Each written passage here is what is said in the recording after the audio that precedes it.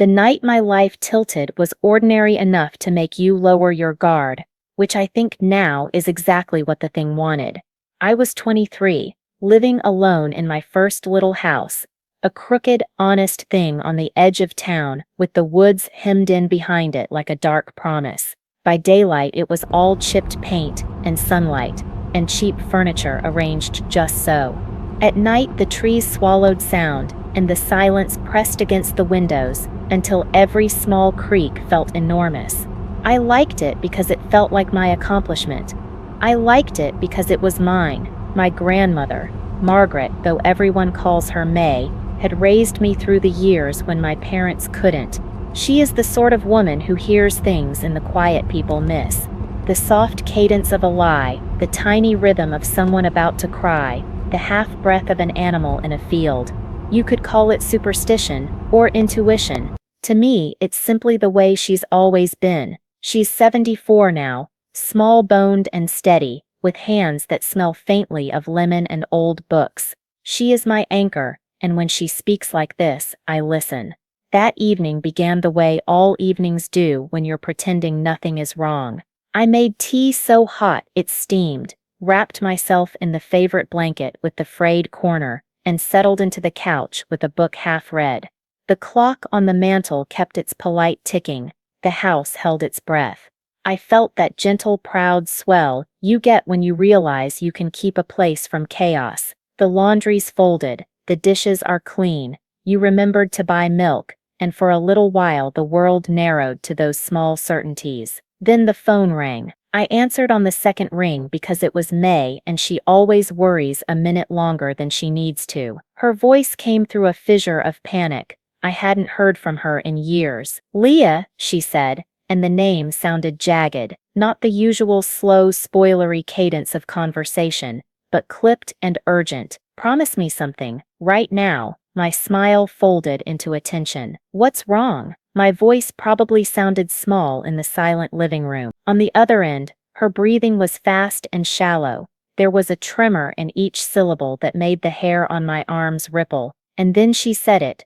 "Don't trust the voice you hear tonight." There are sentences that rearrange a life. That one did something like that. I remember my hand crushing the mug a little too tight, porcelain squeaking against heat. For a second confusion rose, like steam, and then stubborn skepticism settled in. May's warnings were the sort that came with home remedies or weather predictions, not prophecy. "Grandma, what are you talking about?" I asked, laughter I couldn't hide, trying to smooth the edges of my fear. She was suddenly firmer, as if the years had folded into a single iron spine. "I mean it, Leah. Don't trust it." The line fizzed with static. "If you hear your name, don't answer. If you hear someone call from the porch, don't go. Whatever you do, do not let the voice in." Her voice dropped to a whisper after that, soaked with something older than worry. "You'll understand." The 3 words were brittle and heavy. Then the call ended with a click like a trap snapping shut. I sat there in the chair while the kettle hissed and the house breathed.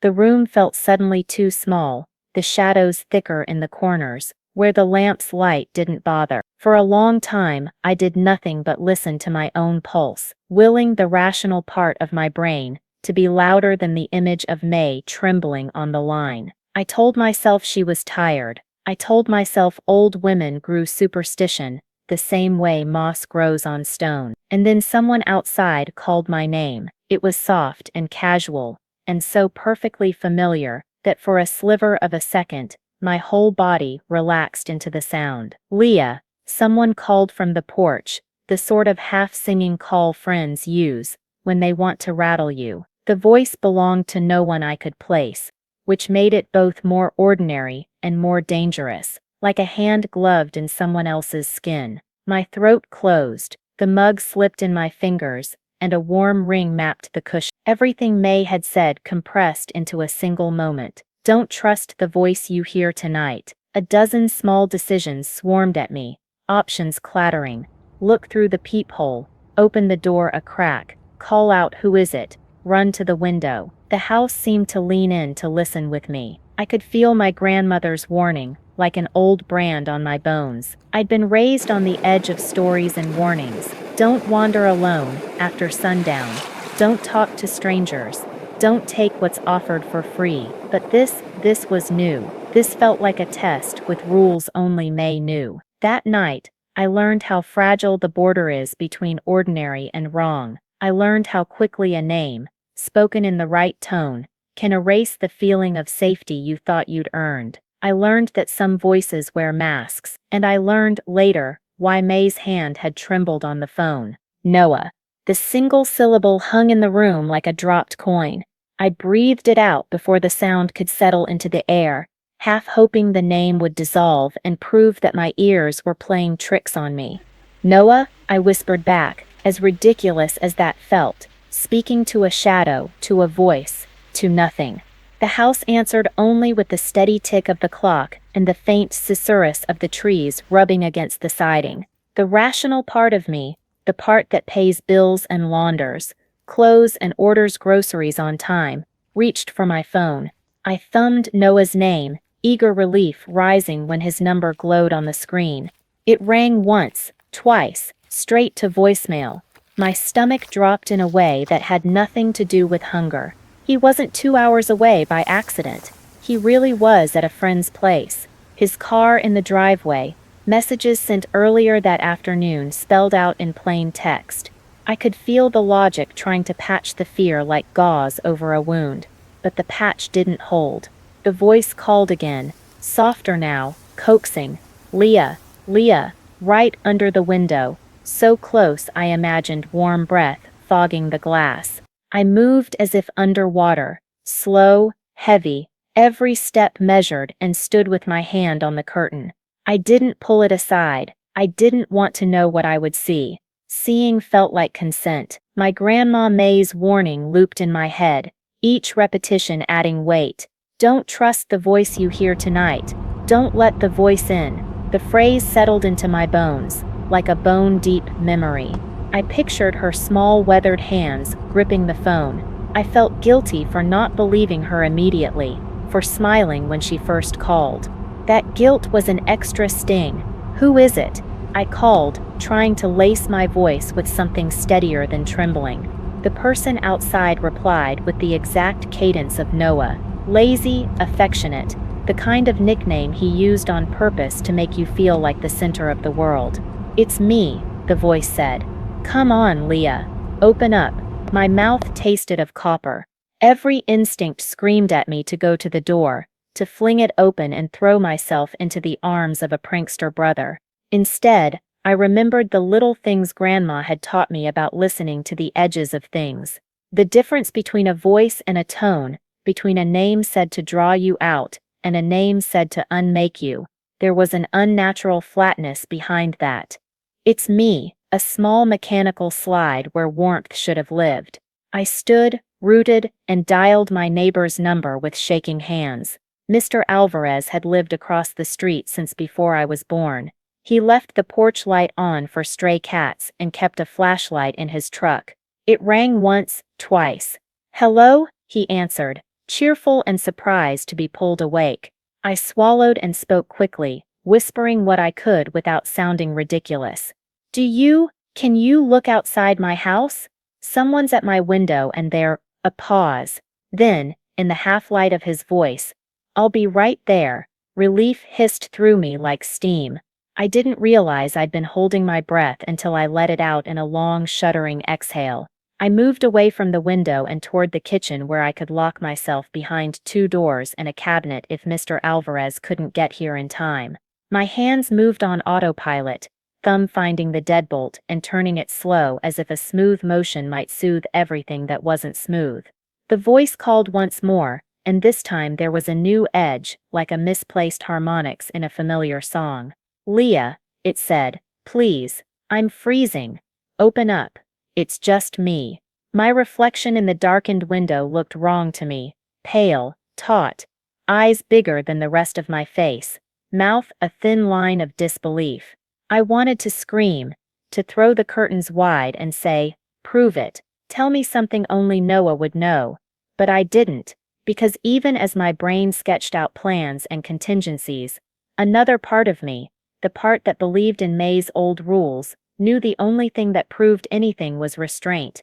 My own voice sounded like it belonged to someone else, thin and far away, as if it were coming from the mouth of the house instead of my own throat.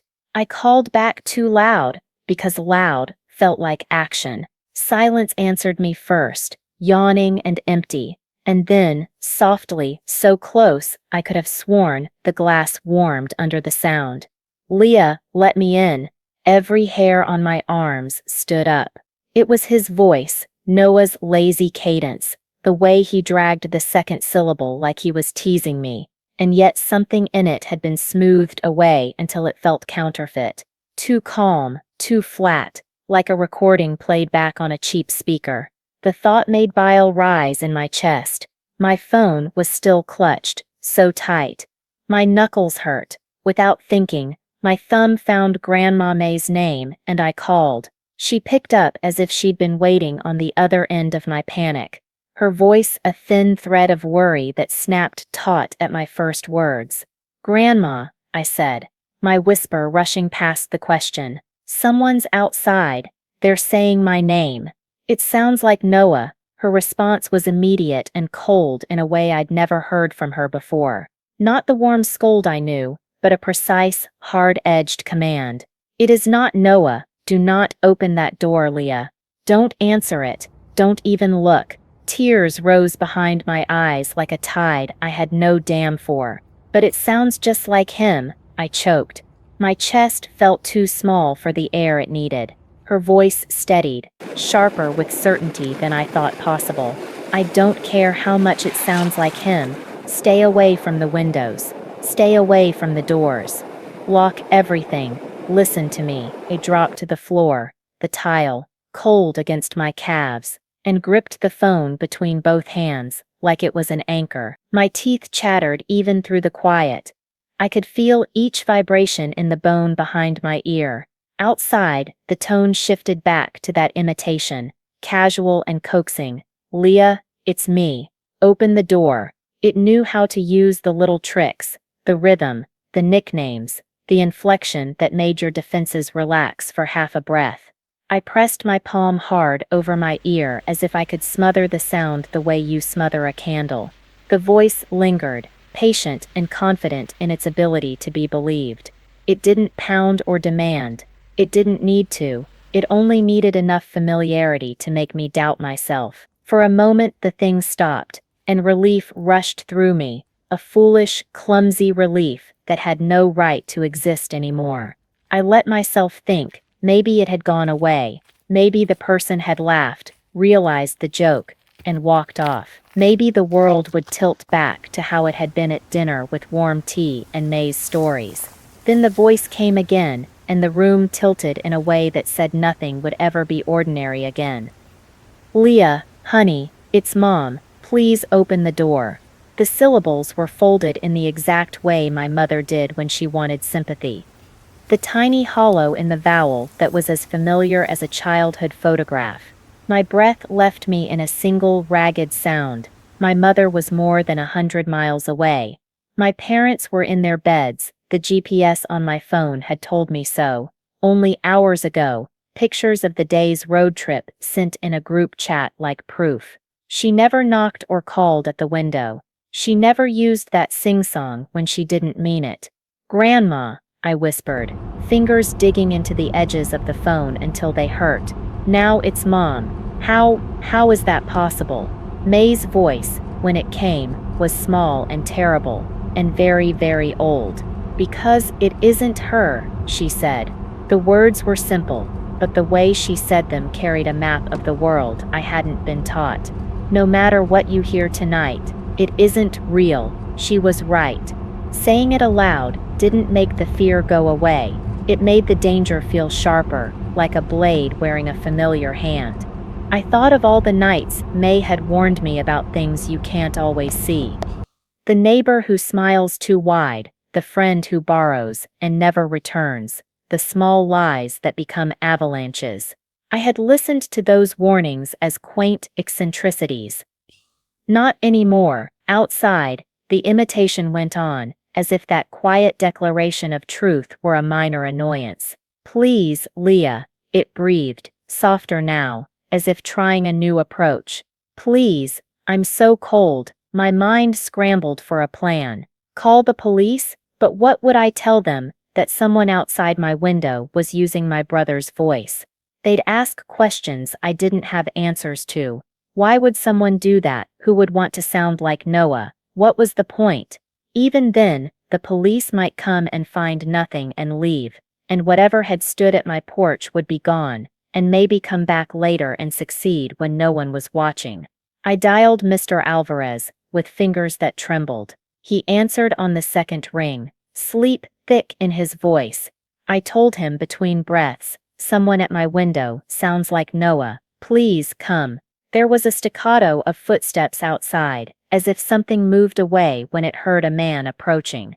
And then my neighbor's porch light blinked to life down the street, like a lighthouse for a storm. The rest of us could not yet see. The voice stopped the instant Mr. Alvarez's flashlight beam crossed the front garden. Silence crashed over the yard like a net. For the first time since the phone call, I let myself breathe, just once, a small shaky inhalation of borrowed oxygen, but the breath tasted metallic and wrong. The knowledge settled cold and precise. Whoever I'd heard wasn't trying to frighten me for sport. It was trying to get me to act, to open a door, to step into something that would be remembered only as my choice. May's voice in my ear, the neighbor's boots on the porch, the night pressing at every seam. They braided into one hard truth. I couldn't untangle. The thing outside could mimic the people I loved. It could wear their voices like clothes, and expect me to welcome it. The only way I could keep myself real was to withhold everything it wanted. Sight, speech, the small kindness of a door swung wide. So I stayed on the floor. I stayed quiet. I held my phone like an AM radio tuned to one steady signal. Grandma's voice telling me not to trust the voice I heard tonight. I learned then that obedience could be a kind of survival, and that sometimes the bravest thing you do is nothing at all. I didn't waste another second. My legs moved before my head could catch up, a lurching, clumsy scramble that felt like running in a dream. I grabbed a wool blanket from the back of the couch, the one with the moth-eaten corner that always smelled faintly of lavender, and shoved my phone into the pocket of my jeans. Every sound was enormous, the whisper of fabric, the click of the closet light. As I shoved it closed, the soft thud of my knees kissing the wooden floor. I kept my breathing shallow on purpose, like a diver trying not to break the surface. The hallway closet was narrow enough that my shoulders brushed both walls when I turned, small enough that I could press my back against the plaster and feel the house hold me in a hollow of safety. There were shelves packed with holiday candles and a crooked stack of photo albums that smelled of paper and glue. I shut the door gently and latched it the way you would close a coffin if you were trying to convince yourself it was only a big cupboard. The lock clicked like the finality of a promise. Inside, the light from under the door made a pale line across the floorboards. I curled into myself on the bottom shelf, knees drawn up to my chin, blanket pulled over my head until the world reduced to the faint rectangle of glow and the hard rhythm of my pulse. I tucked the phone under my cheek and turned the screen down so the glow wouldn't betray me. The screen still showed Grandma's name, the call history like a witness. Her voice hummed in my memory. Steady, iron true, stay inside, stay quiet, stay alive. Outside, the house became an instrument tuned to someone else's patience. The footsteps returned, slow and deliberate, like someone testing the seams of the place to find where the sound escaped. They moved along the siding above my head, from the living room to the hall, and then to the back. Gravel shifted. A branch rasped against the porch rail. Once, there was a pause so complete I could hear my own breath bargaining with the world. I hugged my knees until my knuckles went white. My teeth chattered in a fierce little percussion that I told myself would stop if I could only breathe slow enough. I kept my mouth shut because sound is a liar. It tells the truth only when you force it. The phone vibrated once in the pocket of my jeans, and I flinched so hard I knocked my forehead against the shelf. It was a message from Noah, emoji of a pizza slice, a stupid joke from earlier that afternoon. Innocent, human, proof that the world at large had not ended. Proof, too, that the thing outside could not always be trusted to mimic only voices. It could weave itself through the small fabric of my life, minutes or an hour. Time dissolved into an elastic band stretched thin. Outside, the footsteps circled again, then stopped. I imagined a shadow pausing at the side window, listening for the little betrayals of a hiding thing, a shoe scraping, a sob, the rustle of cloth. I thought of everything Grandma had ever taught me about being small when danger passed. Don't answer the door, don't show the light, don't make the sound that says, "I'm here." A soft scrape sounded at the far end of the hall, not on the door, but near it, as if someone was testing how the house responded to suggestion. My breath lodged behind my teeth. I pressed my palms so hard against the wood of the closet that it felt like I could become one with it. A hidden thing in a hollow tree. The scrape came again, closer, then a long, slow drag of something across the porch, like fabric pulled over wood. I tried to count breaths, to make a ritual out of stillness. 1, inhale. 2, hold. 3, exhale. I don't know when I started praying, or if that was even the word for the quiet pleading that rose from somewhere bare and raw in my chest. I only knew that with each measured breath I was buying myself another minute, another inch of distance from the voice that wanted me to open the door. And then, as if the night had been holding its final card in its palm all along, I felt the house answer me back with a sound that wasn't footsteps at all.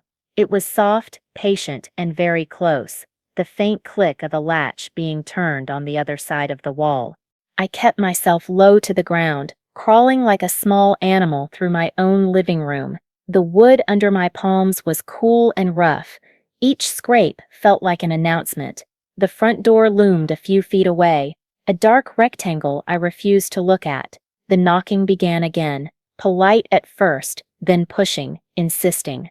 "Leah," the voice called, sliding back into the cadence of my brother, all lazy warmth and teasing. "Please let me in, it's cold out here." Something in me recoiled so hard I tasted acid. It was so close, so ordinary sounding, and therefore spectacularly wrong. I could have sprinted to it and flung the door open without thinking. The reflex that keeps families warm and houses whole, but my grandmother's words wrapped around my ribs like a chain. "Don't trust the voice you hear tonight. Don't let it in." My fingers closed on the phone until the screen dimmed in a pale pulse. "It's at the door again," I whispered, the words ghosting across the line. "Don't stop," May urged. Each syllable a command and a comfort.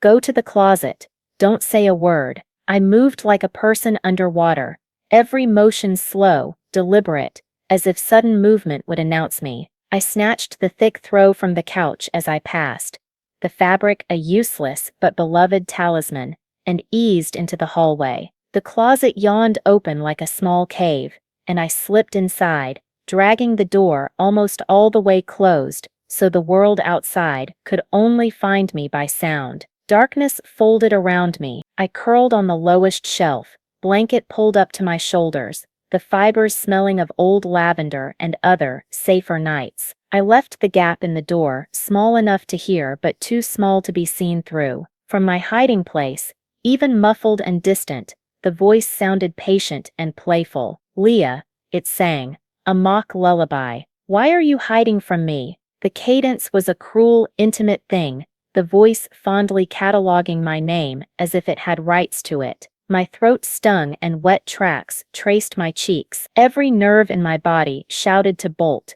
to leap into the hall and demand proof and names and explanations. Instead, I pressed my palm over my mouth until I tasted skin, and the world narrowed to the rhythm of my own breathing. "Don't trust it." Grandma's words rang through me like a bell. The footsteps resumed outside, heavier now, circling as if mapping the shell of the house to find its seams. Then came the metallic clink of the back door handle, as something tested the lock, the frame answering with a long, complaining creak. "Grandma," I whispered into the handset, the sound breaking like a frail twig. "It's trying to get in."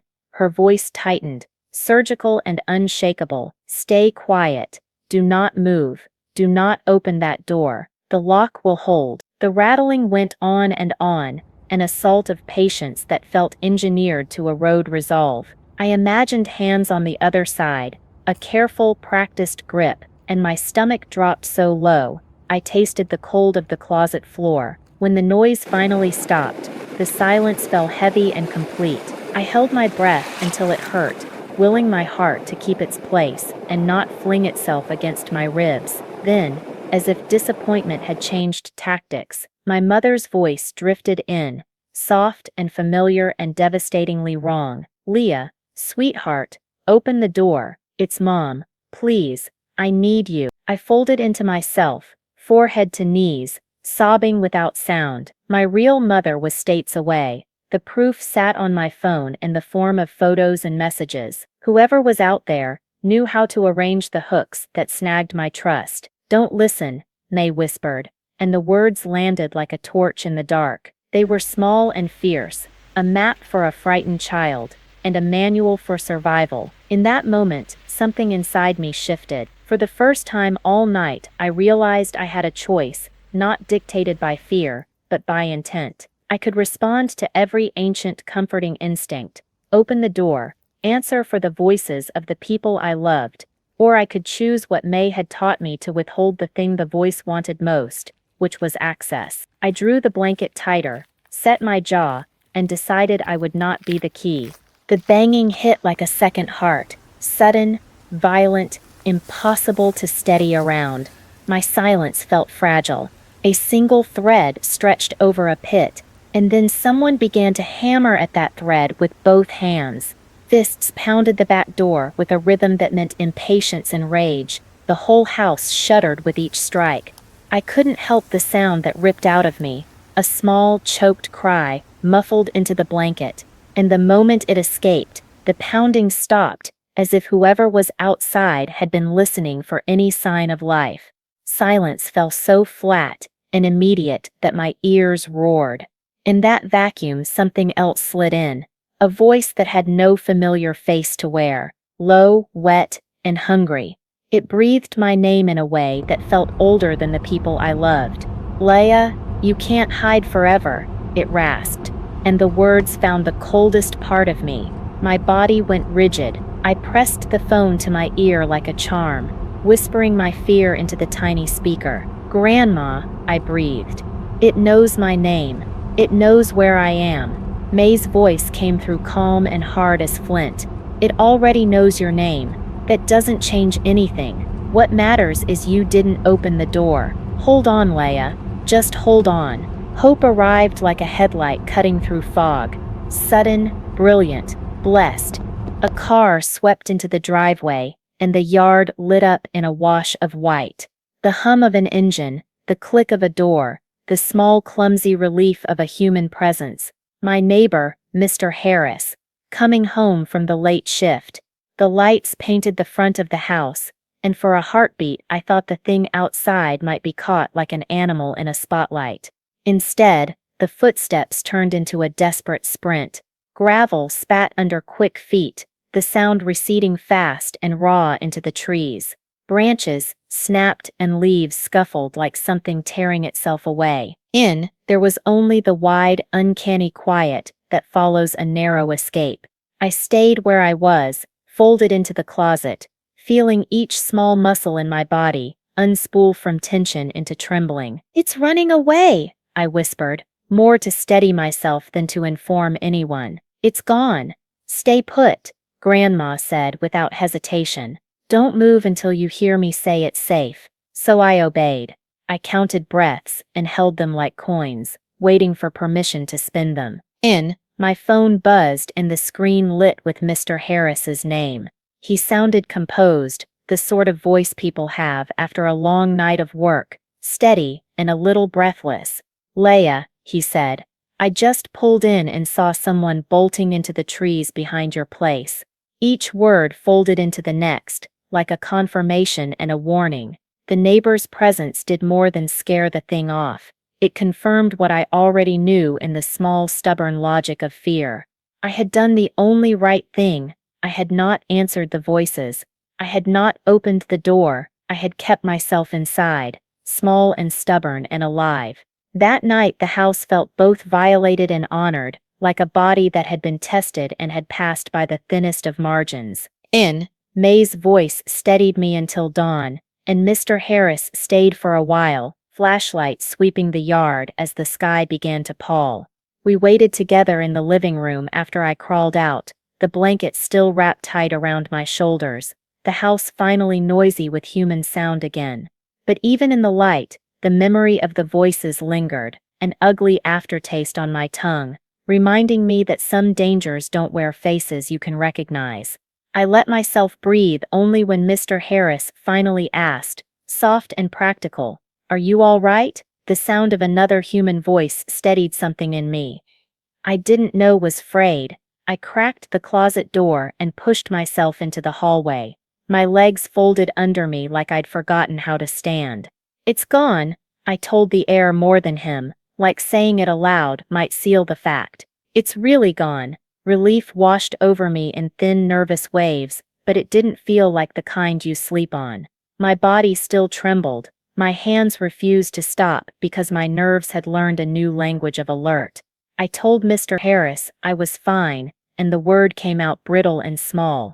"I'm okay." He didn't argue. He promised to keep an eye on the yard for the rest of the night, and even that ordinary kindness felt like armor. Knowing someone else was awake and watching softened the edges of the panic into something I could handle.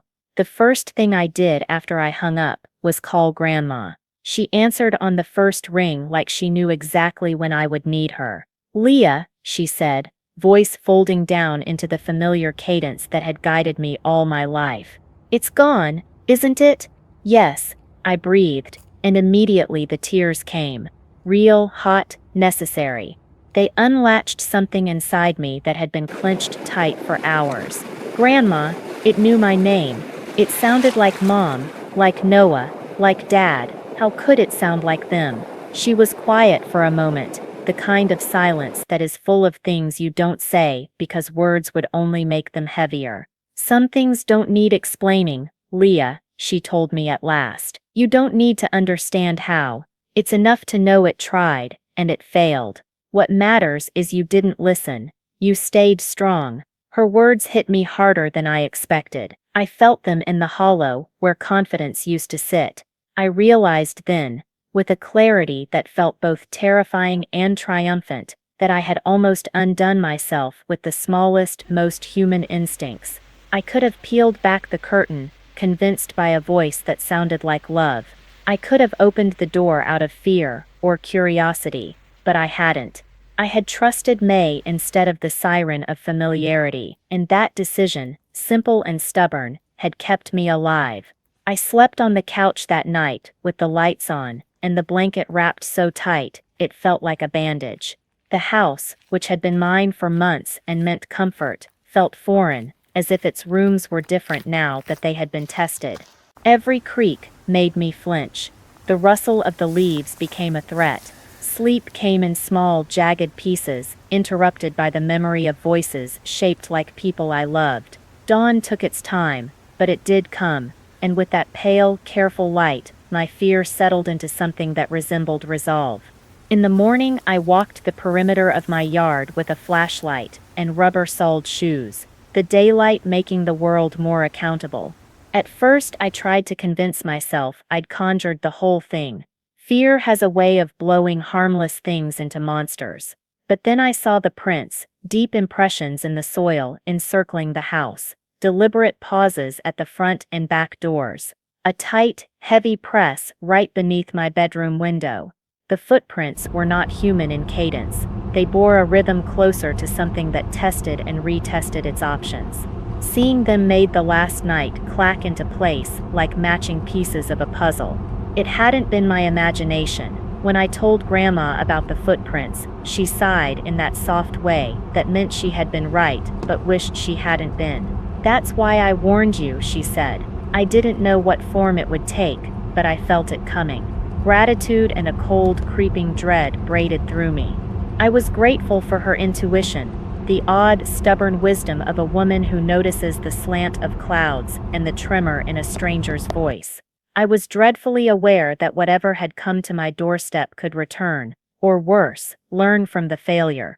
I spent the day making practical defenses, extra locks, motion lights, calling in favors from neighbors, until the block felt less lonely. Each small action was an antidote to helplessness. But underneath the to-do lists and the reassurances, an unease thrummed, the memory of voices that could wear the faces of my family. That knowledge had changed something intimate about trust. It taught me that safety could be a refusal, that silence sometimes is protection. It made me look at ordinary sounds with suspicion, and taught me the strange courage of staying small when the world asked me to be open.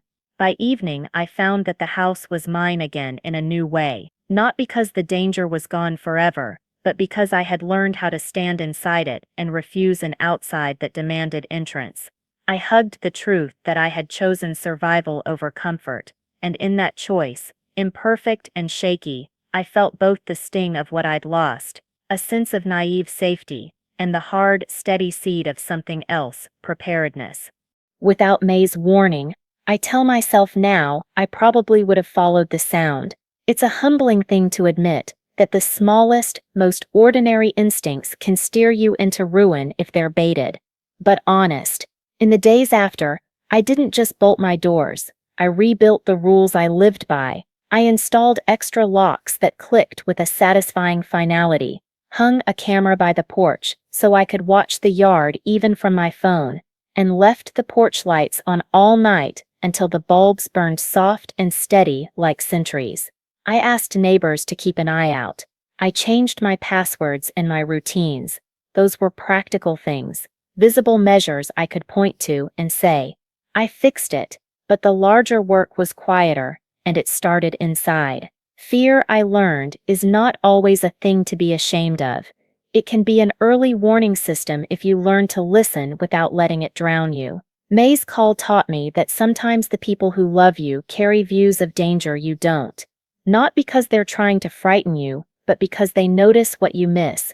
Trust, I discovered, is not only about leaning into warmth, it's also about leaning into the small voices that tell you to stay small and safe when the world asks you to open up. It shook something loose in me. I stopped flattering myself that I could always tell what was real. I stopped assuming familiarity equals safety. If a name slipped across the dark and sounded like a promise, I checked the lock before trusting the tone. If a knock came that felt practiced, I imagined the hands that might be behind it. Those little mental habits felt clumsy at first, like learning to walk again, but they kept me steady. I learned to honor the instincts of the people who knew me best, to believe May when she said something felt wrong, to call a neighbor instead of answering a polite voice. I still don't have answers. I don't know whether the sounds that visited my porch were the work of a cruel person who knew how to mimic or something stranger and nameless. Part of me hopes it was only someone cruel, because cruelty at least has edges you can understand and guard against. But whatever it was, the crucial thing is simple. It failed. It failed because I chose the safer action. I chose to trust a trembling voice that loved me more than a sound that pretended to. That night rewired the way I move through the world. Now, when unease rises like a small animal in my ribs, I don't wave it away. I listen, I check. I call the people who keep my life tethered to reality. And most of all, I carry May's words with me, a small mantra that's become a kind of armor. Don't trust the voice you hear tonight. It is a strange comfort, knowing that survival can come down to a single choice you make in a single sharp moment. Thank you for sitting with this with me. If this story gave you chills or made you think twice about the little warnings you've ignored, subscribe for more true stories and tell me in the comments where you're watching from. I read every one.